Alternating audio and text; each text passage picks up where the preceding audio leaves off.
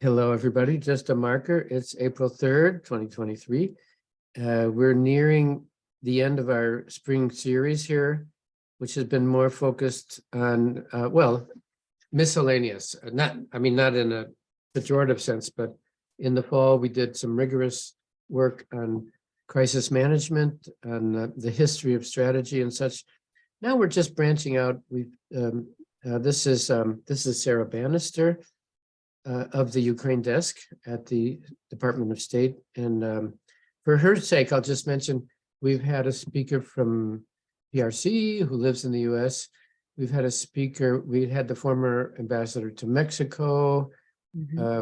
We had an expert on Iran. So we're branching out beyond the obvious topics just to get a better background. But now we come back home to Ukraine, because Sarah Bannister works, I think, 18 hours a day on this issue, including some weekends. And we have Ambassador Dobriansky, we hope will be joining us at 10:30. Sarah, tell us, how do you spend your 18 hours a day working on Ukraine? Oh, I do a lot of email. Sadly, diplomacy is not the sexy beast that it is portrayed as being. First of all, welcome. Thank you all so much for giving me the opportunity to talk with you today. What I would like to do today is just give you a brief introduction of who I am, what I do at the State Department, kind of how State Department fits into our foreign policy machine in the United States. I'd like to talk to you a little bit about what the Ukraine desk at State Department does, give you some just sort of high-level perspectives on where we see kind of our efforts headed for the next many months, and then just leave some time for any questions. So Ambassador Dobriansky will be joining us at 10:30. I had the pleasure and privilege of working under her about 20 years ago when I first worked at State Department. So she is fantastic, just really a giant in her area and her understanding of Ukraine, of kind of post-Soviet Union Russia. So you're really in for a treat. So as Dan said, my name is Sarah Bannister. I am a Foreign Service Officer at the U.S. Department of State. Foreign Service Officer is just our fancy title for diplomat. I joined the State Department Foreign Service in 2016. My first tour, I worked at our embassy in Dakar, Senegal, where I was a consular officer. My second tour, I worked at Embassy San Jose in Costa Rica, where I covered political and economic issues, so a lot of environmental, science and technology, as well as labor issues and anything else that needed to be covered. I joined the Ukraine desk at the State Department at the end of July 2021. So this has been, and I was not anticipating. We bid for our jobs basically a year before we go to them. So this has been a different tour than I was expecting. It has been probably will be one of the most consequential jobs I hold while I'm with the State Department. Before coming into the Foreign Service, I have worked as a chemical engineer, I've been a lawyer, I've been a career counselor. Happy to answer any questions on that. And then I did have a chance to work here at State Department on a fellowship 20 years ago in the Office of International Women's Issues.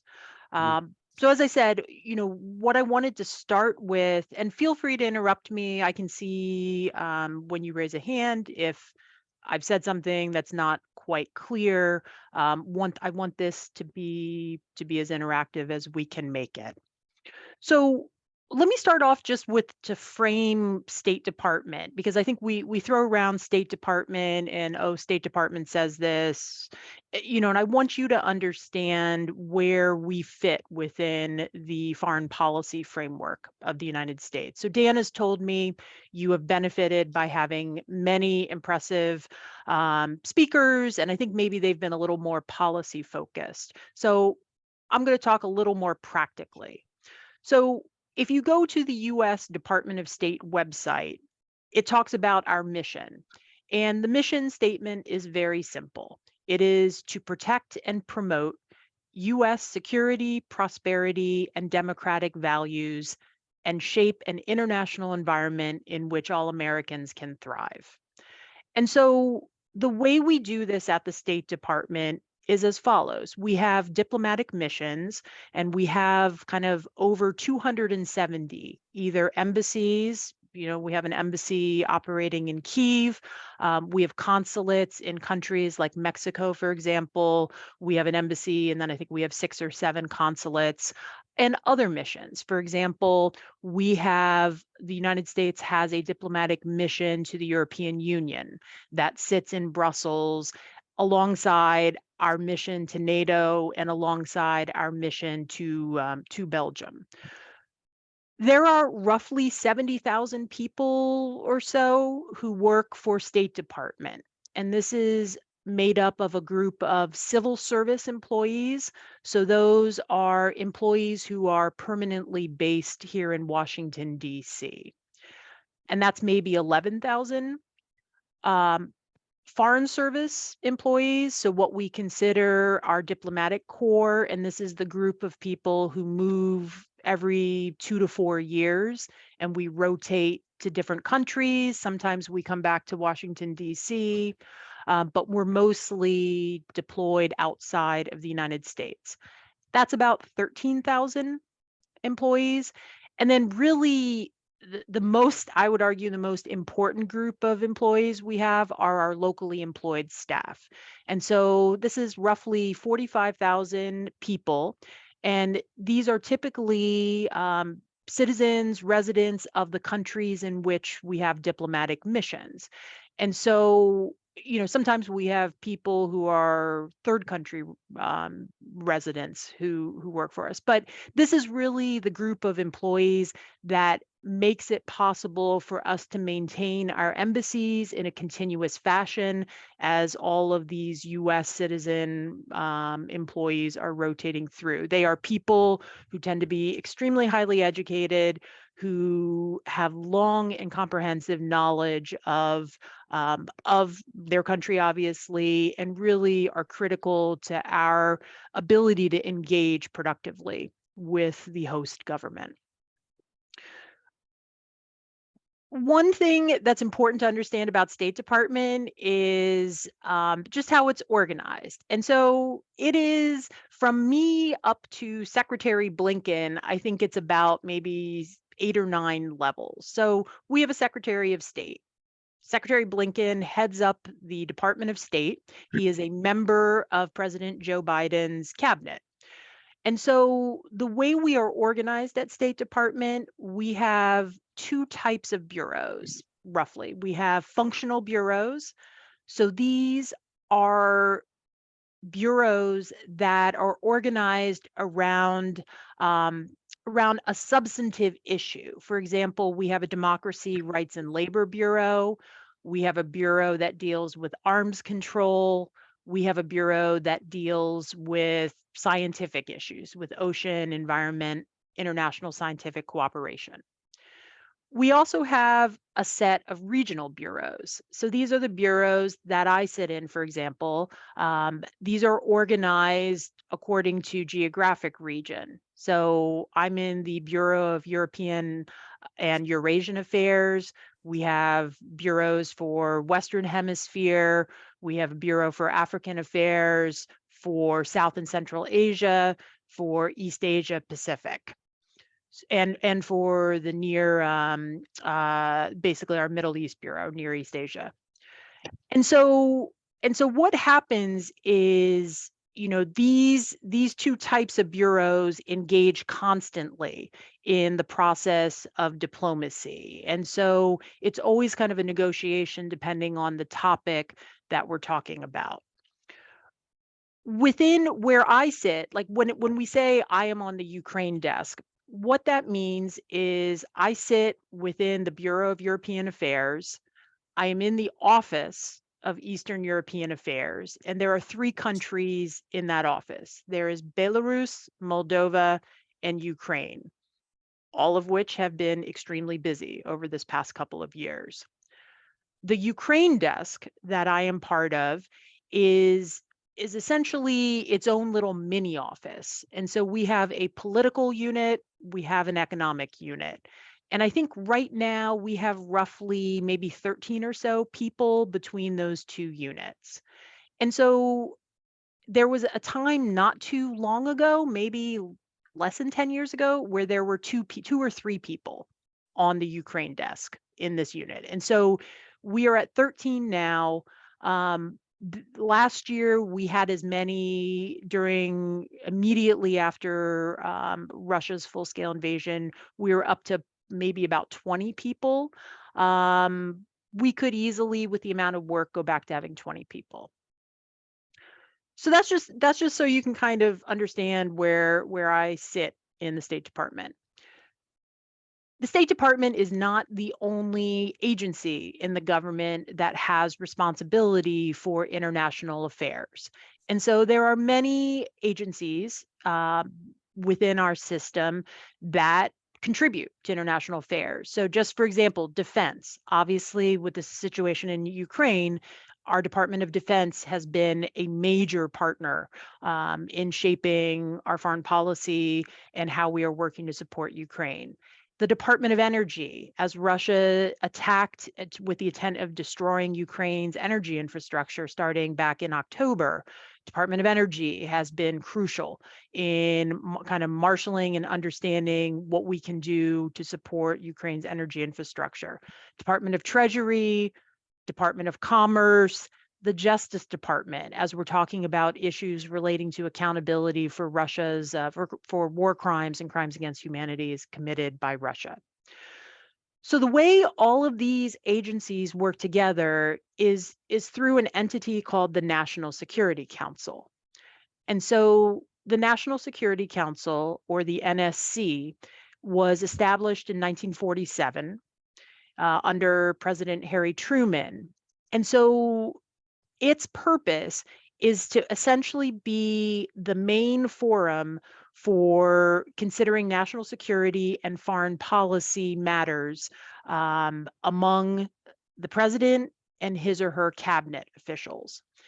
So NSC, and so the reason this is important, especially for those of you in Ukraine, is because I know you see many times, you will see press releases coming out of the government of Ukraine saying Andriy Yermak, the head of the presidency, had a call with the president, with National Security Advisor Jake Sullivan.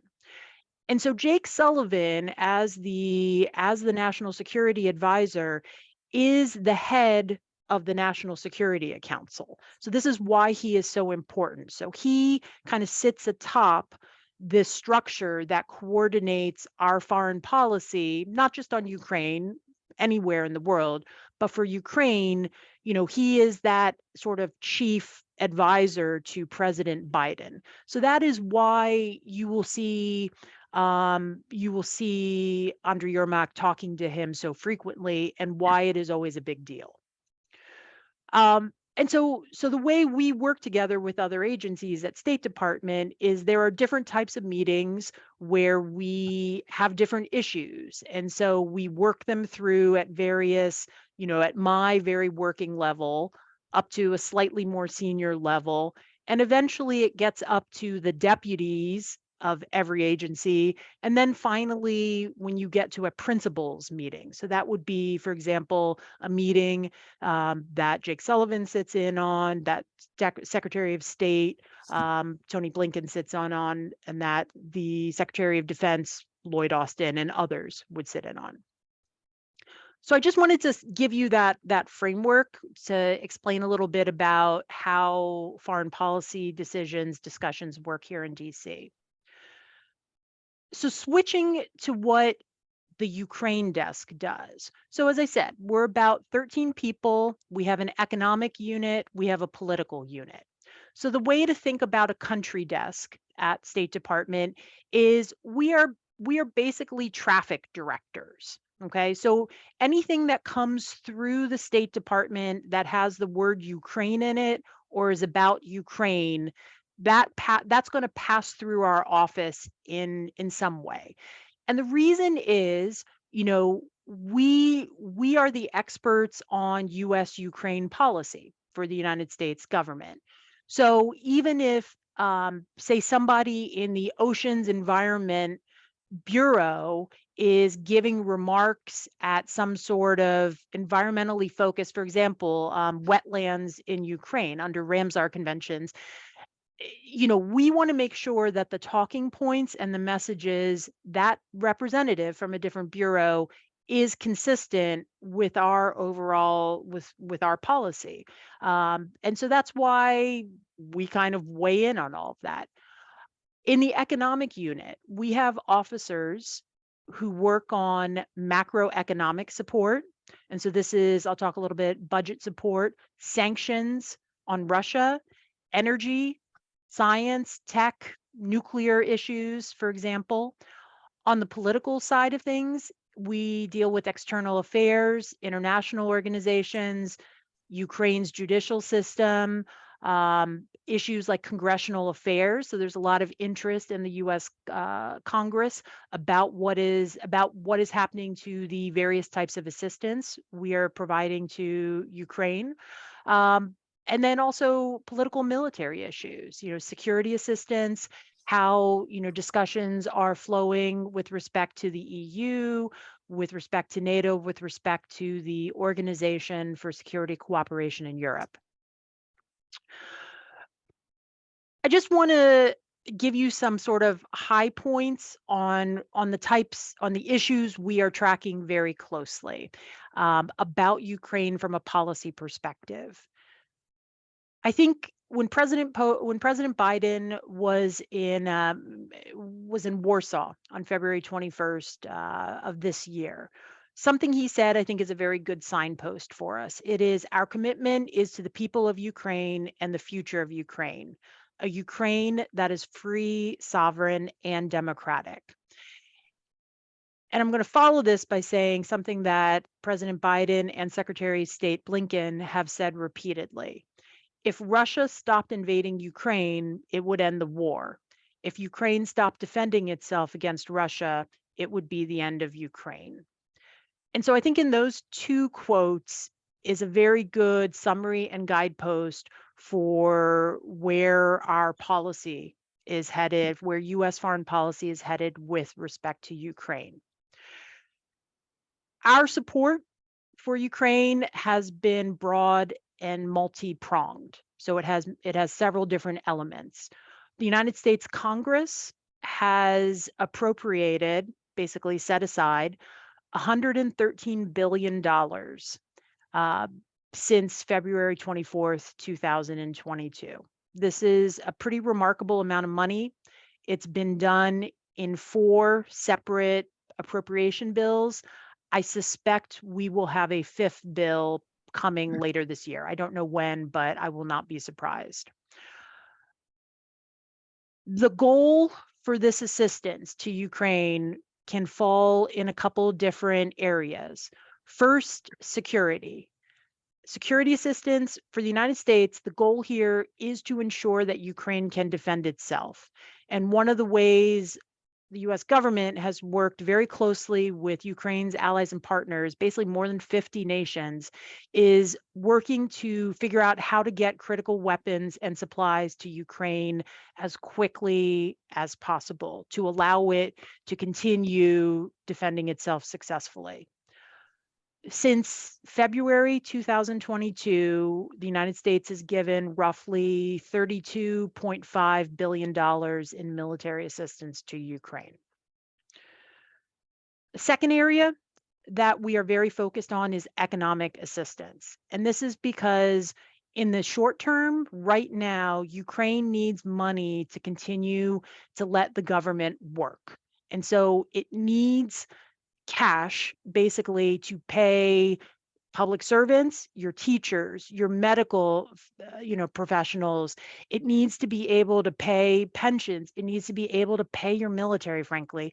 It also needs to be able to just allow Ukraine to put as much into defending itself without having to make that decision of diverting money and effort from the war effort to paying for the needs of its people. A somewhat longer term set of economic assistance falls into this idea of reconstruction efforts. And so, in the very short term, since October last year, we've been very focused with many other countries on support to Ukraine to maintain and harden its energy infrastructure. It became very clear starting in October that Russia's goal was to strategically, with very pinpoint accuracy, attempt to crash Ukraine's energy grid. And the goal was to basically freeze Ukraine and its people into submission and create conditions that would be so unbearable that essentially the government and people would be forced to yield. And so it is remarkable the resilience and ingenuity of Ukraine's energy technical experts. I mean, they have pulled off things that I'm not sure any energy expert thought could happen. And so the way we have tried to plug into that is basically marshaling a worldwide call to get critical replacement parts. And, it's outside of my area of expertise, but identify where those parts are and get them to Ukraine as quickly as possible. Another area of economic support has been direct budget support. So these are monthly cash payments that goes to the government of Ukraine to essentially pay salaries, pay pensions of government workers. In the longer term, and I think Ambassador Dobriansky may be able to talk about this, reconstruction will be a very complicated effort. I think the World Bank has just said it's going to take roughly, they're estimating $411 billion to rebuild Ukraine. And so reconstruction is obviously going to be a multi-year process, and maybe even stretching beyond 10 years. Just want to mention to Sarah that Ambassador Dobriansky has joined us. Wonderful. I'm delighted, but I know that she wants to hear the rest of your comments before going on. Dan, excuse me, not quite yet. I need just a few minutes. We're Oh, that's setting fine. something up.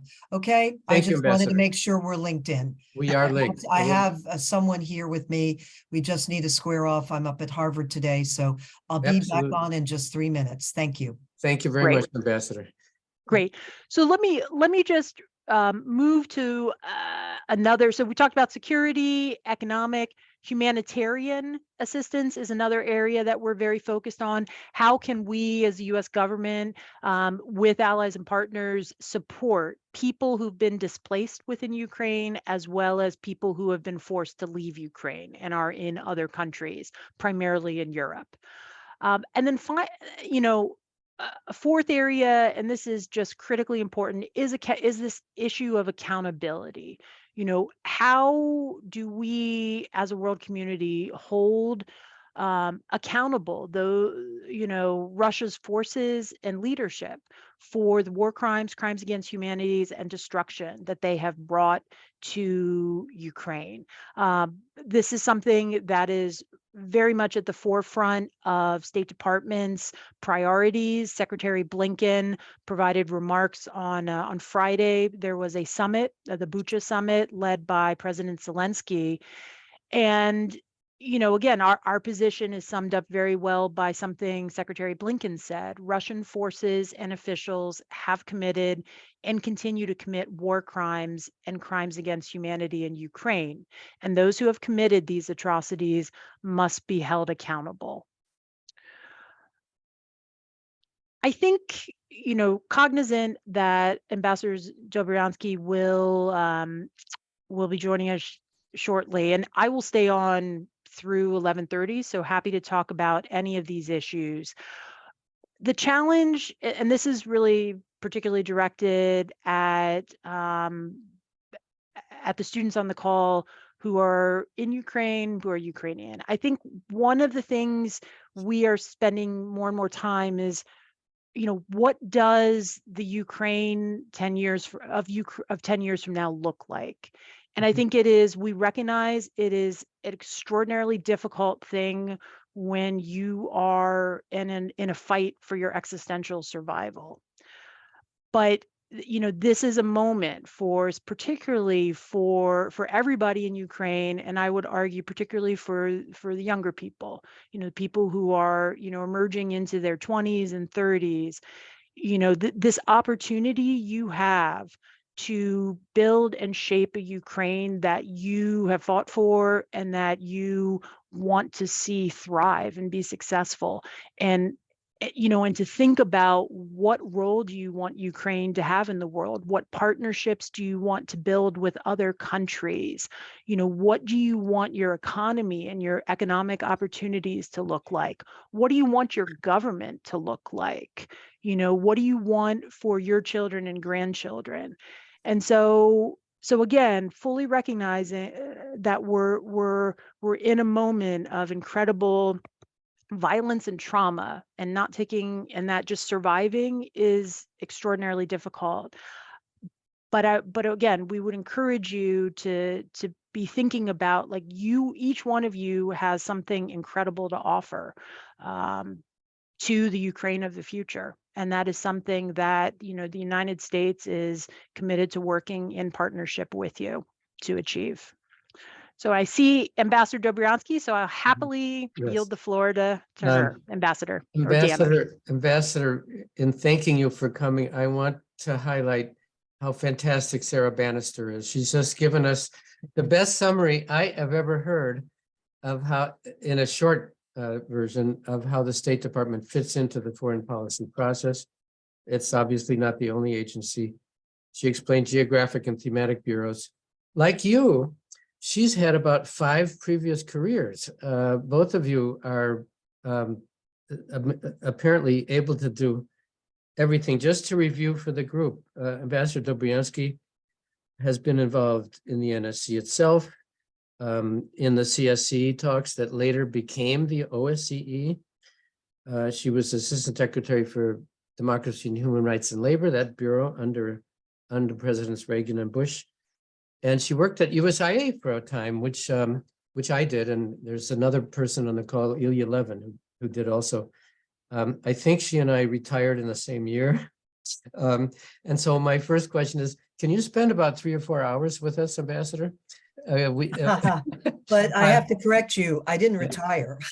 So maybe you did, but I went on from USIA.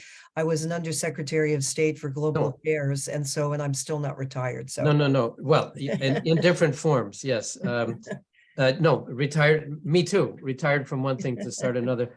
We are open to anything you want to tell us, but we are what originally I found very intriguing. I met you at a CSIS conference around the theme of rebuilding Ukraine.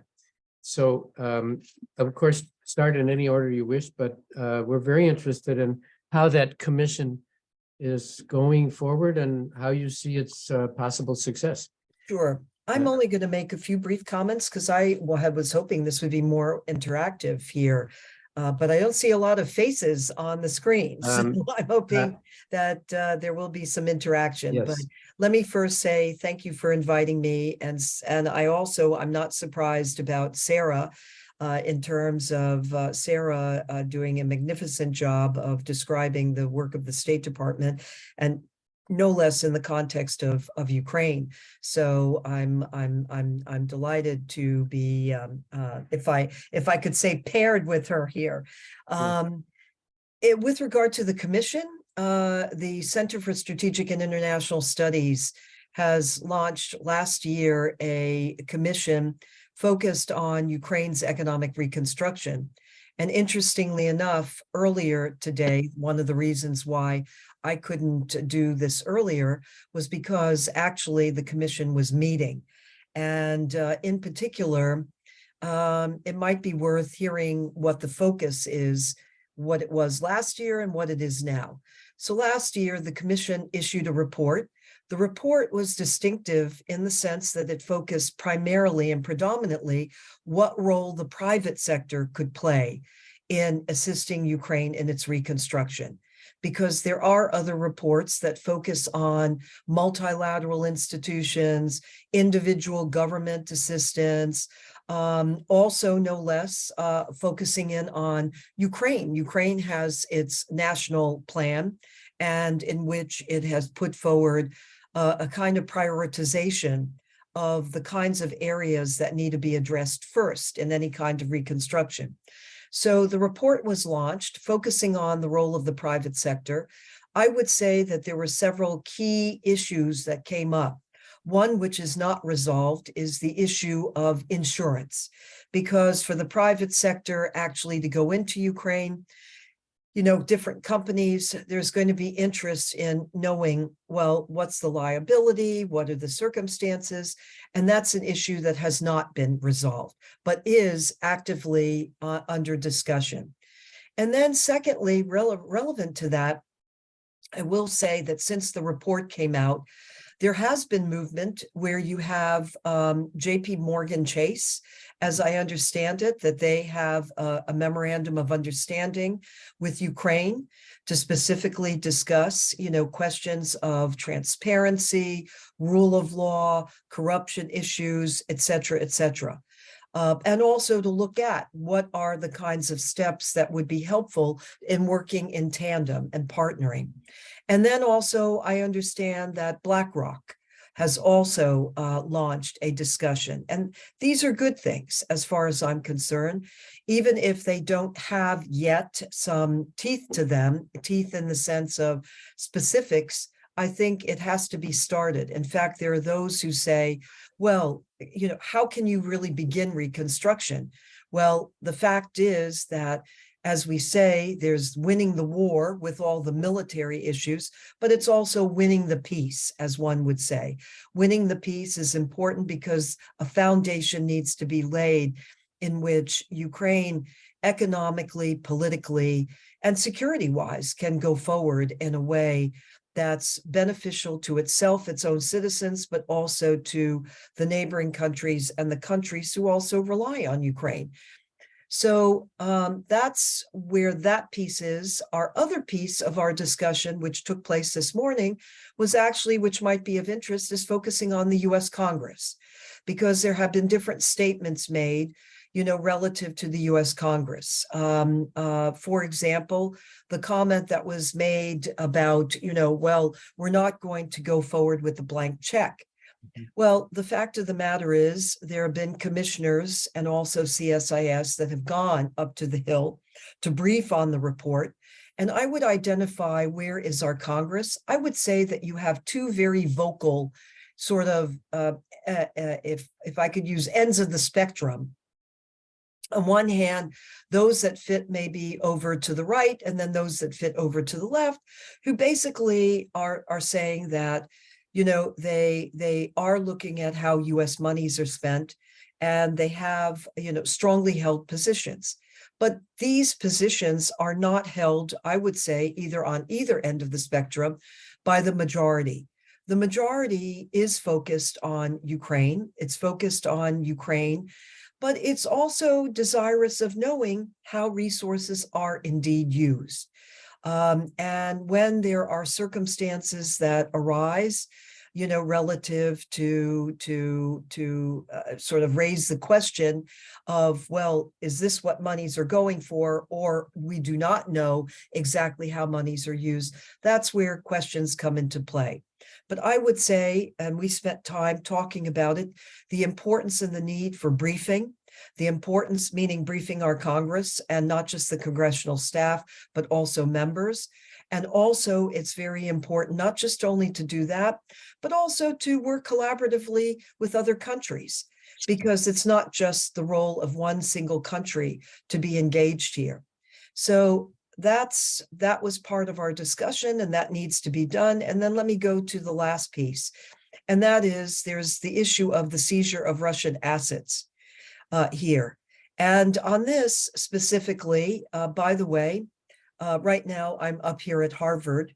Harvard's former president, Larry Summers, along with Phil Zelikow, who was a counselor at the State Department, along with Bob Zoellick, who was a deputy secretary of state and former head of the World Bank.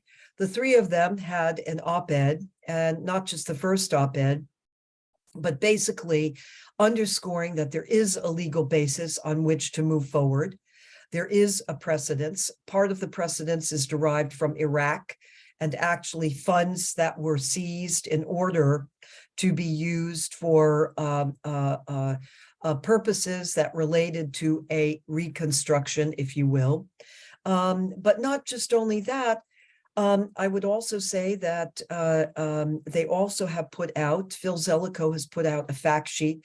I'm not a lawyer, but that does go into the specific legal details, and in which there's legal justification for doing this, for such a seizure of assets. And here we're talking about, to be clear, central bank, Russian central bank assets.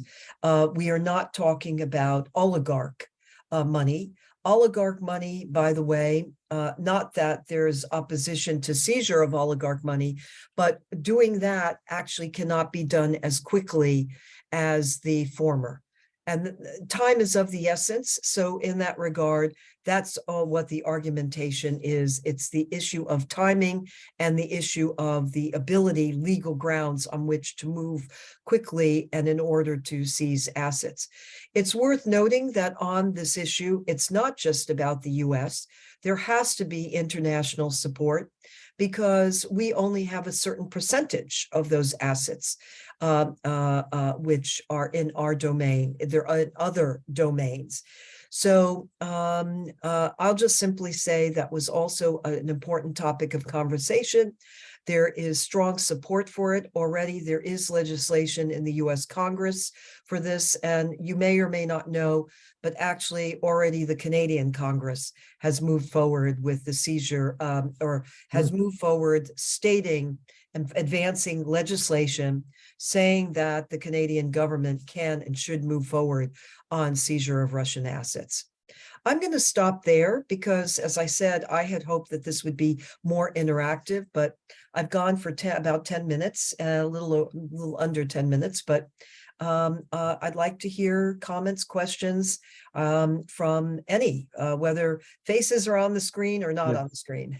Ambassador, very grateful. One reason you don't see faces is the question of bandwidth. Our connection stays more stable in areas that have limited Wi-Fi. I want everybody to join in on this. I will just ask, is there a legal argument? I'm sure you've heard this. The Security Council, there was a country called the Soviet Union, which was made a permanent member of the Security Council. And I've heard discussions, is there a legal basis for saying Russia is not the Soviet Union and that its membership should be questioned? Have you heard that argument? I have heard that argument being made. I'm not an expert on that particular point, but I do know that that has been raised. To my knowledge, at the time that there was this transition, I believe that then Yeltsin did check the particular boxes. I think the two issues are, and I'd separate them, were the appropriate boxes checked? I believe that they were, but the process was flawed. That's where I think the issue can be really challenged. It's not the issue of did during the transition from the Soviet Union to Russia, you know, in this case, basically, did the government in Moscow do the correct things? As I repeat, I believe from what I know, they did. However, the process, I think, was very much flawed on the UN side, where there was no process in terms of looking at how to bring a member into the UN Security Council. Well, and as a permanent member. Correct, as a permanent member, I should say. It's an interesting argument.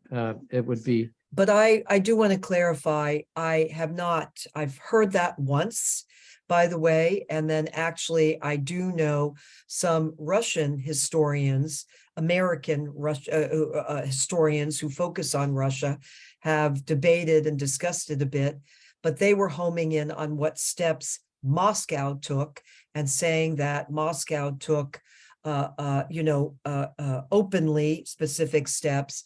But where I have heard the fault line is, as I said, on the international side, in terms of the process or lack of process on the UN side.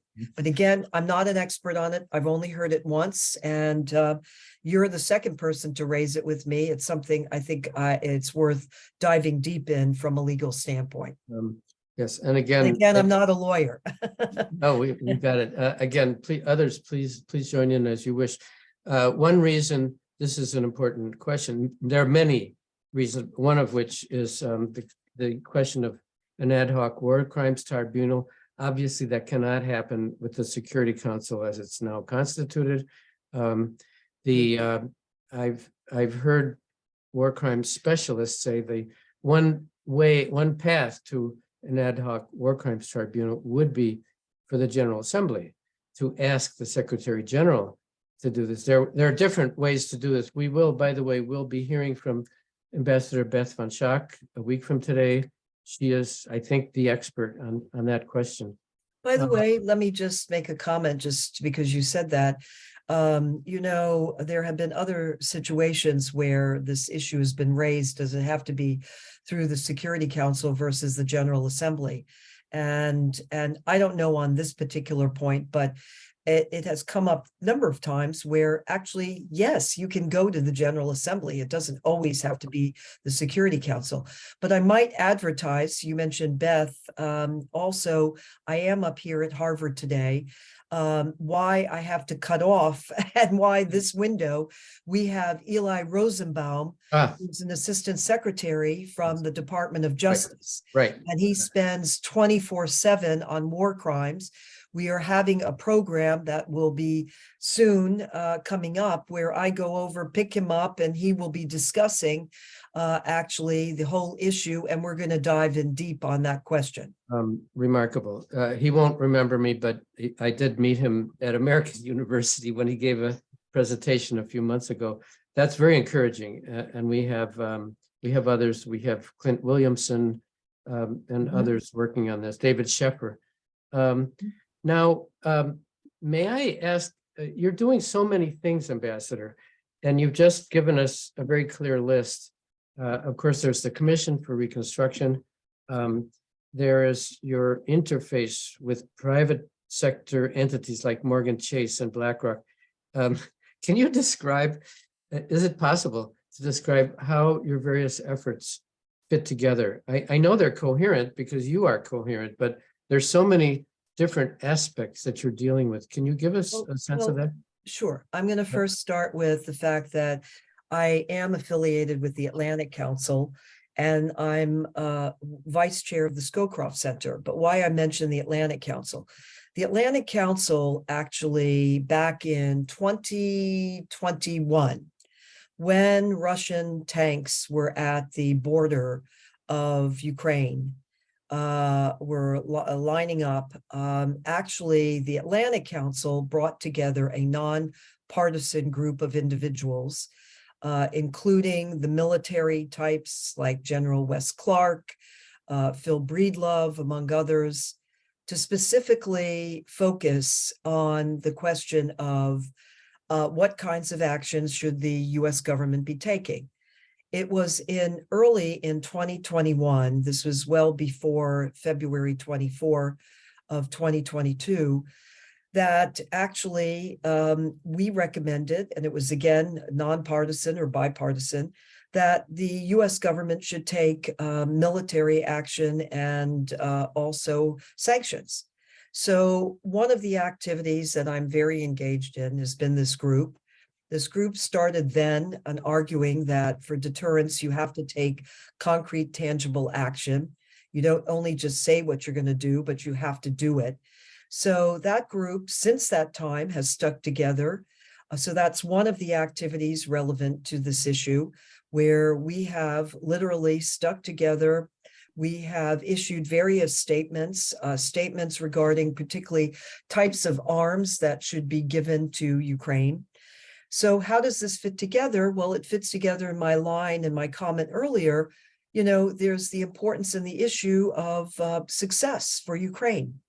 The worst situation that could happen is if there is a gray area where basically, like in the case with the Donbass since 2014 and Crimea being illegally annexed, that you basically have these zones and not a resolution of any kind of issue, which is, the issue of Ukraine's own sovereignty and territorial integrity.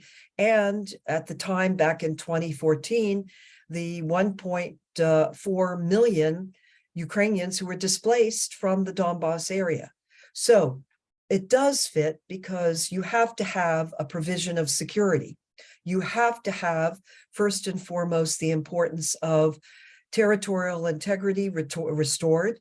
And it's not just only for the sake of Ukraine on the just the fact of it, of its own right to its own territory and its own sovereignty, but also what happens in Ukraine has ramifications, not just for Ukraine, but as President Zelensky has in fact said over and over, it impacts Europe, certainly in terms of security. Having some massive gray zone and having still conflict raging, it deteriorates the situation in Ukraine, and it has definite impact on the rest of Europe. But it also has an impact on the global community at large. We've seen in terms of the grain exports, countries like Egypt depend on Ukraine 75% for those grain exports. And then not only that, but then going over to Asia, Xi Jinping has certainly looked at the issue of Taiwan. I mean, statements made about, a military action taken against Taiwan. And what happens in Ukraine will have that kind of impact. So how is it all interconnected? I'm very involved with that group that focuses on particularly the political military situation and the need for success there, and what needs to be put on the table in order to ensure success.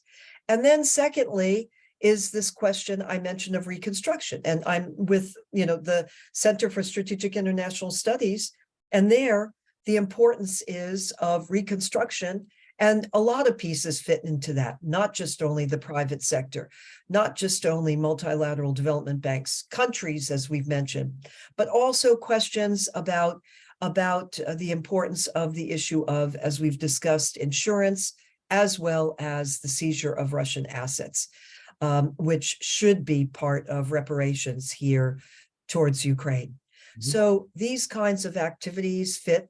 And then I'm here at Harvard. I'm a senior fellow at the Belfer Center for Science and International Affairs. We are doing a major Ukraine series. We did have last week Steve Rademacher, Larry Summers, and also Phil Zelikow. Summers was the president of Harvard University, former a cabinet official, Secretary of Treasury. Phil Zelikow is a professor at the University of Virginia. He was the counselor at the State Department. He also was an executive director for the Iraq Commission, so he knows a great deal about reparations and issues there. Steve Rademacher was also an official. He was an assistant secretary for political military affairs, or I think non-proliferation, at the State Department. And all of these individuals, and then no less Bob Zoellick in this mix, all of them are very focused on this question about financing. So here at Harvard in academia, you have a Ukraine caucus of students actually that are very, very engaged in this issue and pounding the pavement. But we've brought in experts here, some sitting in government, some who have been out of government. And the focus is what can be done, and how an academic institution can inform and be used as a platform to get across these views. I also am involved at Georgetown University as well. And the same thing there, as an academic institution, it has also provided a platform for bringing in key officials to speak to these issues. I guess the final thing that I would just say, because, sewing up different activities, I'm also very engaged with different non-governmental organizations in the past. I don't sit on their boards now, but the National Endowment for Democracy, Freedom House, all of these NGOs are looking at the question of human rights, this question of war crimes that have been committed here, and what role they could play in terms of bringing it to the forefront. So those are some of my pieces in which I'm engaged here. I won't go on further with it, but I try to give you a robust answer, as much a robust answer as possible. Well, as always, you're doing the work of 5 or 6 people. When you mention reconstruction, I'll just say that there's also, aside from bricks and mortar, there's intellectual reconstruction. I believe we're doing a modest little role in that regard with this course. A one-word question. May I mention one other that I didn't? Everyone online might find this of interest, but we also did a very interesting program last week. Not only did we do the program on financing Ukraine's reconstruction with the focus specifically on the seizure of Russian assets, but also earlier that day, we decided to take a look at other regions. And one region that gets overlooked, we do focus a lot on the Indo-Pacific, but one region that came to the forefront was actually Latin America. And the question was, interestingly enough, about what is Latin America's approach towards Ukraine. And Dan, if I may just take a moment, it might be of interest to everyone. The interesting detail here is that when Foreign Minister Kuleba was at the UN and pounding the pavement about the resolution that did come forward, and the condemnation there, by the way, was actually that against Russia for invading Ukraine, and that Ukraine's sovereignty should be given back. Interestingly enough, almost all Latin American countries supported in the General Assembly. They supported, actually, I think there were some 32 countries that supported actually that resolution. There were several that abstained. Actually, from the top of my head, I remember that Cuba abstained, Nicaragua abstained, and Bolivia. Interestingly enough, I didn't have a record of where Venezuela came down. It wasn't, maybe they didn't show at all, so there was no record. But I thought it was interesting, the ones that abstained, and then actually, excuse me, I said Nicaragua, I take that back. Nicaragua voted against, actually, and it was Cuba, Bolivia, and there's one more that I cannot think of that abstained at the moment. But bottom line is why I raise this. It's interesting when you look at the voting, the positions that they had taken. And by the way, earlier, Brazil, when Lula, several years ago, he had said that actually when this took place, last year, when it had taken place, he had said that actually both countries were to blame. But now Brazil voted in favor of this resolution in the UN because they have moved back from that earlier quote unquote position that when he uttered that both were to blame here, which was an outrageous statement. So in sum, why I raise it, the interesting point here though is that although that was the vote, in terms of actions or anything else in changing their positions vis-a-vis Russia, no less their positions vis-a-vis China, the answer is no. They're basically neutral in the sense that they're not taking positions because they have these significant trade relationships with both countries. So I thought I'd just inject that in the mix. We tried to take stock of how other countries are reacting. Yes. May I add to that, that Africa, which has 54 votes, every time there's a vote, there are more abstentions, and in fact, more votes in favor of Russia. And of course, the close cut, I believe the president or the foreign minister of South Africa is going to Moscow this week. Which is why I believe the General Assembly balance, which is declining, it's declining. This is an urgency. Part of this due to Russian disinformation, and a small number of people on this call are gathering their wits and their intellects to see about countering Russian disinformation in Africa, which has 54 votes. A one-word question: negotiations? Negotiations, so the fact is, far as that goes, no, there are two points. One, at this particular time, there aren't any negotiations and shouldn't be any negotiations. And the fact of the matter is, when one looks at when the assault was made on Ukraine, at the time, actually, Ukrainians, and not just Ukrainians, the Ukrainian government, but the global community urged that there be a humanitarian corridor set up. So there was, in good faith, some discussions about that. And I remember the Turkey held a meeting that brought together Kuleba and Lavrov. And by the way, there was no humanitarian corridor set up because, bluntly speaking, there was no respect for a ceasefire. And in this case, Ukraine stayed the course because there was no respect from the Russian side. They kept going ahead. There was no effort to do it. There have been attempts. I know that the Ukrainian side has always indicated that it's open to that kind of discussion. But the fact is that it's not open to a fraudulent discussion and a discussion where they're not going to cease their fighting on the ground. Why? Because the fighting on the ground, there is no ceasefire. So even if there are some discussions going afoot, they're not going to discontinue their military operation. So in sum, to answer your question, as for negotiations, I don't see any real true negotiations in sight. I think that Ukraine also has to be positioned from leverage in terms of seizing back its territory. And that's what it's doing militarily at this time. Thank you. And mindful of your time, let me ask, since you mentioned it, the Turkey arranged grain agreement between Ukraine and Russia, where does it stand? I know that some grain is being exported, but not the quantity that used to be. Do you have any sense of how that stands? Well, Turkey intervened. Turkey also dismantled some mines that were put up, in near the port facilities. Also because of the kind of decimation of the infrastructure.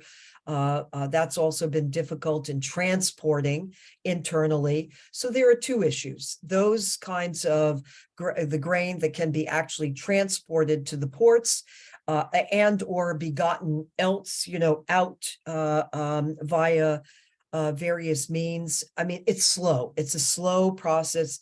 It's not a process that I'm going to say has been moving quickly or can move the quantity that's desired. So you are right in saying that some of it has been able to, be sustained and has gone forward, but certainly not the level which Ukraine has exported in the past. And if you have time, one more from me on a different subject, more having to do with history and foreign policy in the U.S. You mentioned Scowcroft. And when I think of Scowcroft, I think of Brzezinski. These two NSC directors had differences, but they had tremendous mutual respect. What does this tell us about the past and the present of the foreign policy process in the United States? Sure, I will say that, and Dan, with respect, that will be my last, because I'm in the hotel. I have to wrap up, and then I have to make my way over there to get Rosenbaum, and so we go. Understood and understood. So I'll just say this, that I think that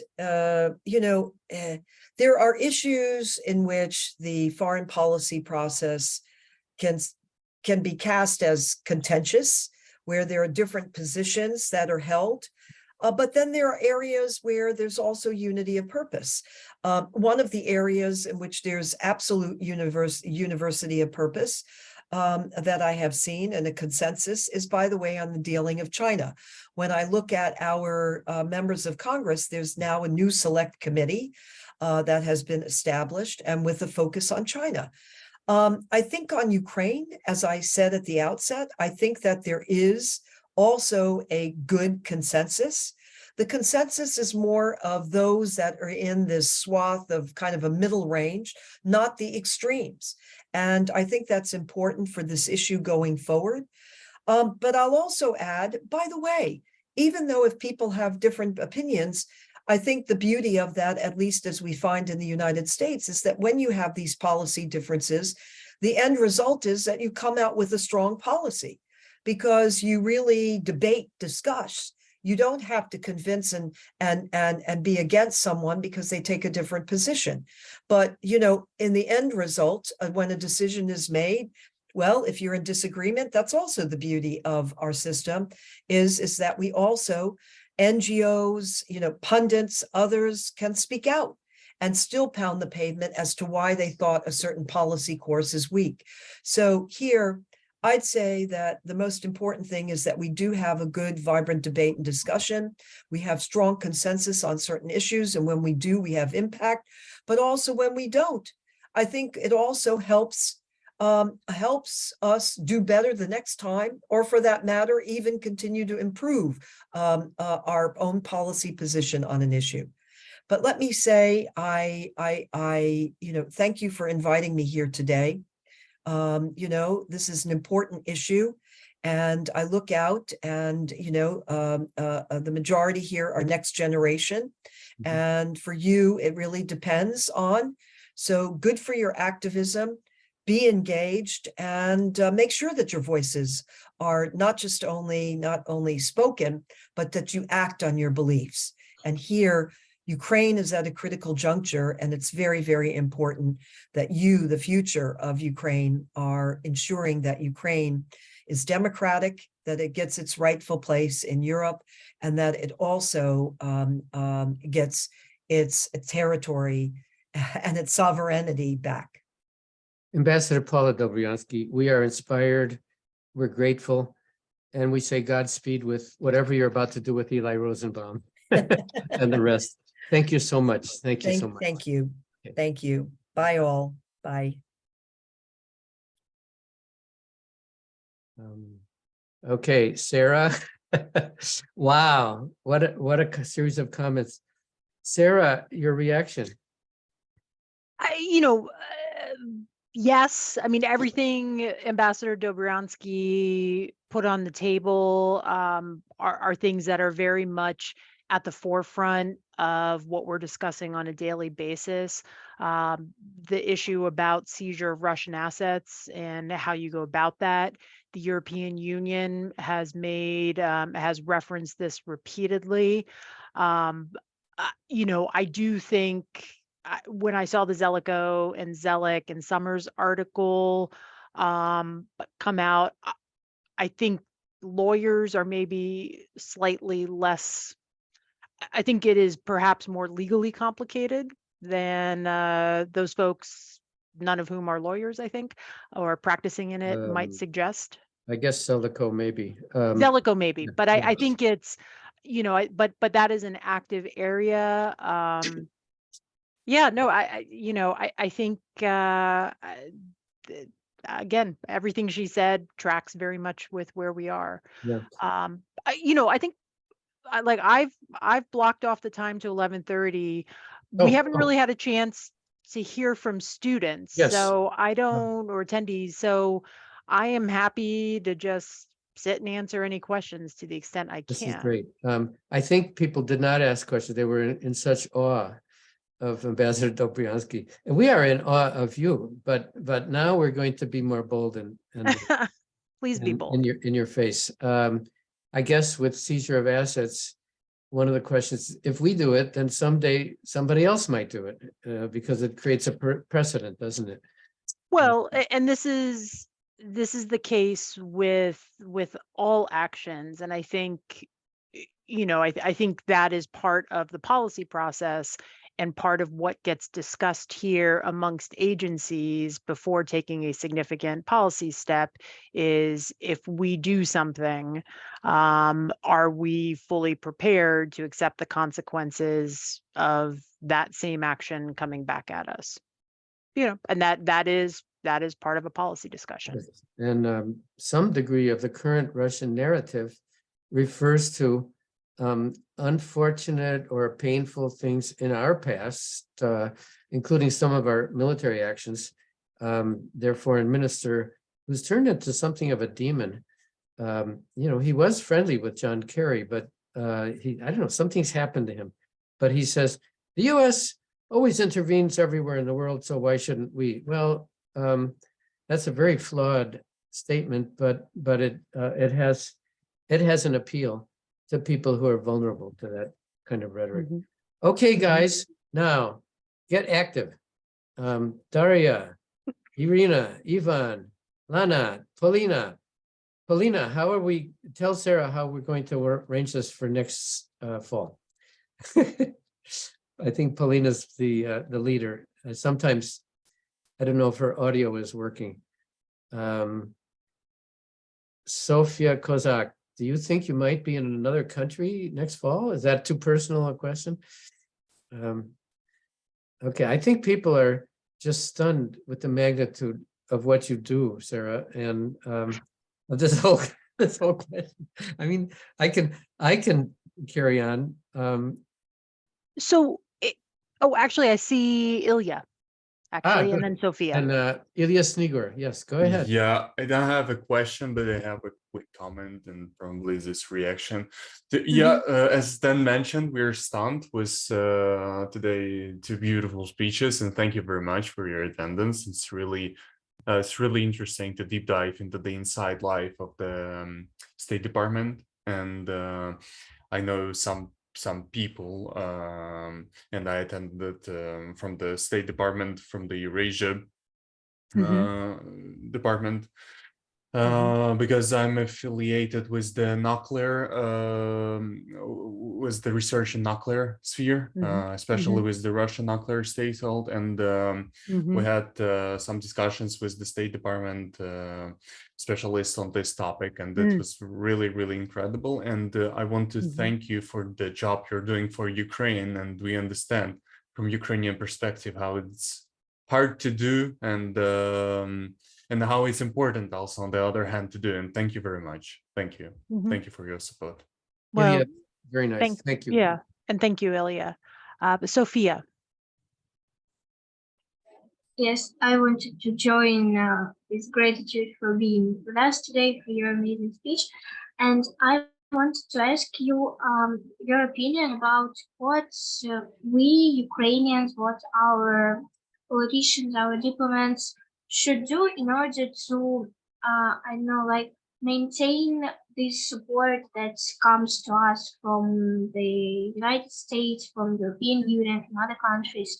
Like, maybe you can give us some advice what to do in order to keep it as it is right now, so it won't, lessen in the future. Great question. Sophia, that's a really important question. One of, and Ambassador Dobriansky alluded, references, one of my main areas of work is covering Ukraine's engagement in international organizations. And specifically, we do a lot of work at the UN with respect to the UN General Assembly, but then other regional organizations. So for example, you have ASEAN, which is over in the East Asia Pacific. You have the Organization of American States, which covers, Western Hemisphere, predominantly Latin America. I would say, and so I have followed very closely each of these resolutions that has gone through the UN General Assembly. I think we're at 7 of them since February 24th, 2022. The challenge right now, and this is just speaking very bluntly for Ukraine, is that over the past year, support for Ukraine and countering Russia's aggression, invasion of territorial integrity has taken up essentially like 80% of the bandwidth at international organizations, particularly the UN. And so for obvious reasons. I mean, this is, and let me just say this, like, I see this, I'm pretty hardline. Like, I see this pretty clearly as to permit one state to invade another state like this with zero reason whatsoever. I mean, this impermissibly undermines the UN Charter, and the reason why the United Nations was established following World War II. You know, this is a sacred rule, and you know, this cannot stand, because if it does, we will see very serious consequences. At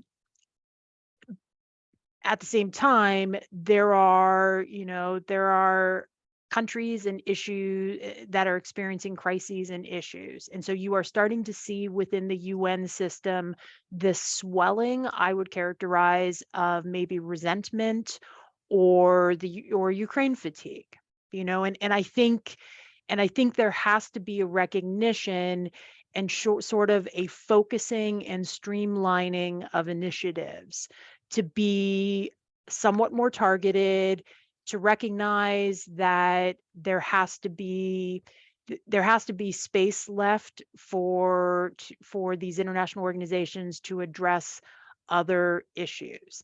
This is, I think, one area in particular, as I'm finishing my time on the desk, I'll be here through the summer, I'm very focused on, is how Ukraine can build productive relationships with countries in Africa.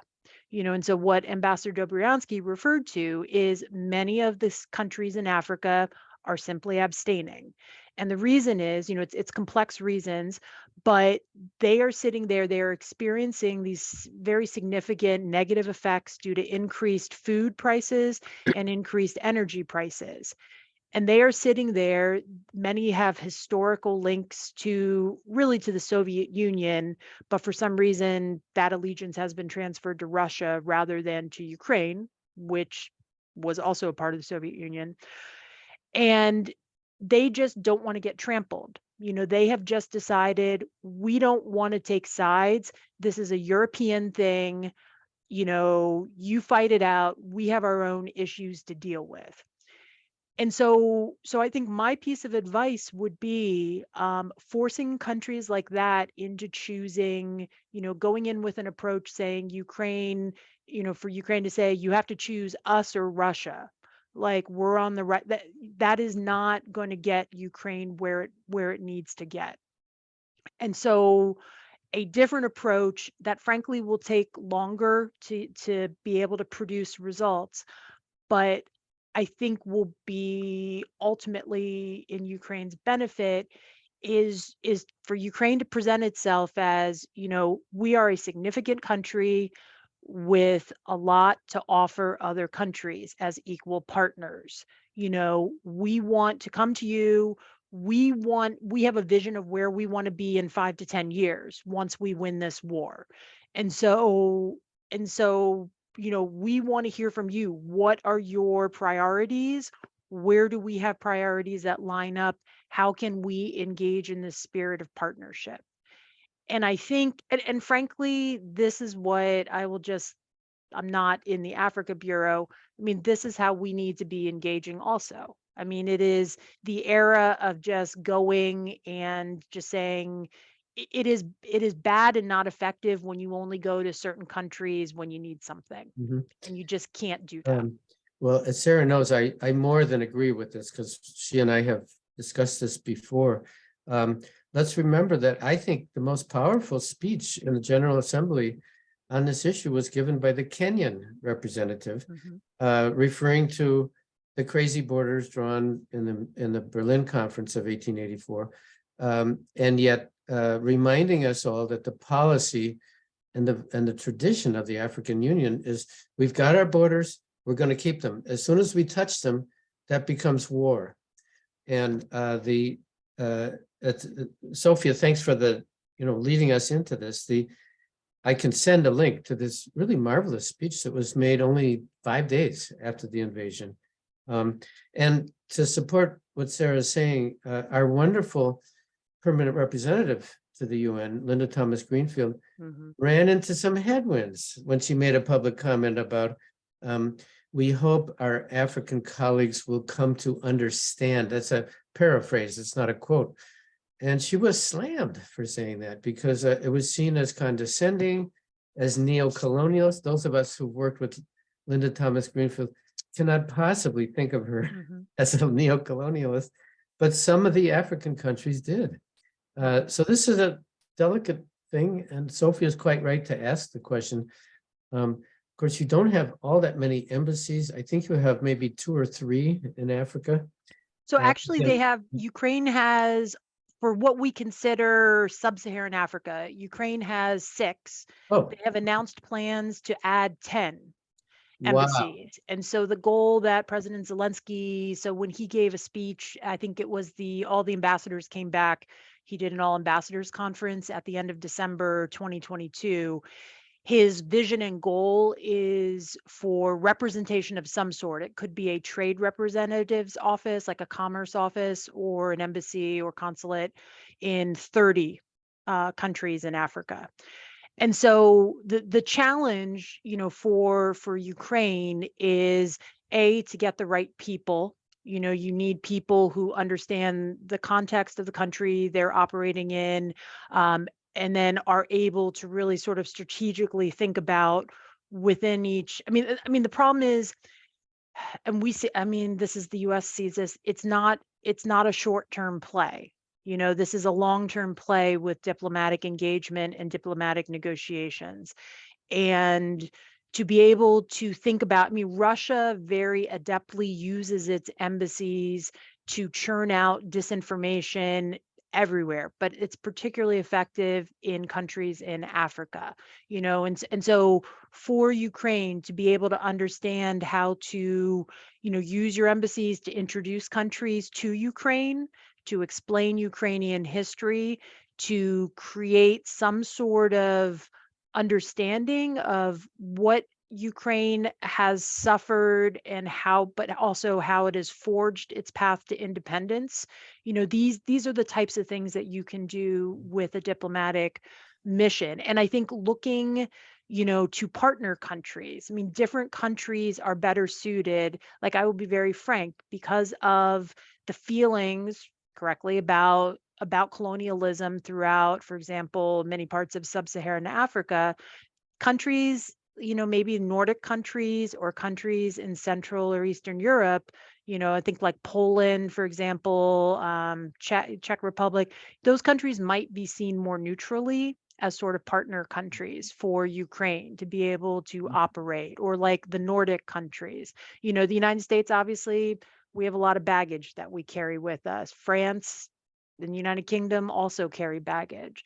So, but this is part of what I was thinking about, mentioning with this idea of like, what does Ukraine 5 to 10 years from now look like? And like, I think thinking about like a country that is confident enough in its internal pathway that it is able to project itself externally outside of its, standard European engagements, and really becoming this force. And again, the things that have been happening in Asia Pacific with ASEAN, I think have been a really good step, but that needs to happen in the Western Hemisphere, in Latin America, in Africa, Asia. So, but it is a long process. And when Sarah says long game, it reminds me that the people on this call, some of you will be employed by the foreign ministry some years from now. I certainly hope so. They would benefit if they did employ you. Mm-hmm. I don't know if you're considering that, but consider Africa. I don't know how many Ukrainians have an understanding of Africa, but thank you, Sarah, for supporting something I've been saying throughout, which is Ukraine's narrative needs to be understood in a continent that has 54 UN votes. And for those who are involved in this anti-Russian disinformation little project that we have going with a Lithuanian NGO, I hope that gives you some energy, and maybe others would consider joining the 3 who are in that group. Sarah Bannister, you've got other things to do. I know you work 18 hours a day. This is much better than any of the other things I can go do. We're very grateful. Any parting thoughts on anybody's part, including Sarah, of course? So I want to let me just give you this parting thought, and this is maybe for it is very easy, when we see reports of State Department,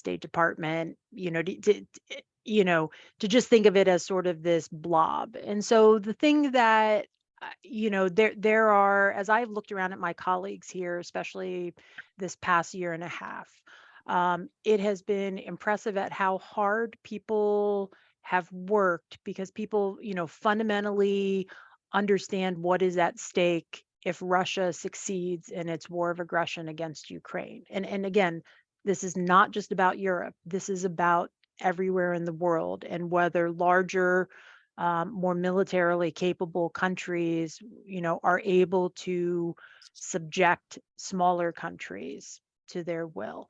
For me, this, like, I remember very much in 1987, I took my first international trip and I went to Germany. And so at that time, there was an East Germany still. And so we did a day trip into East Berlin.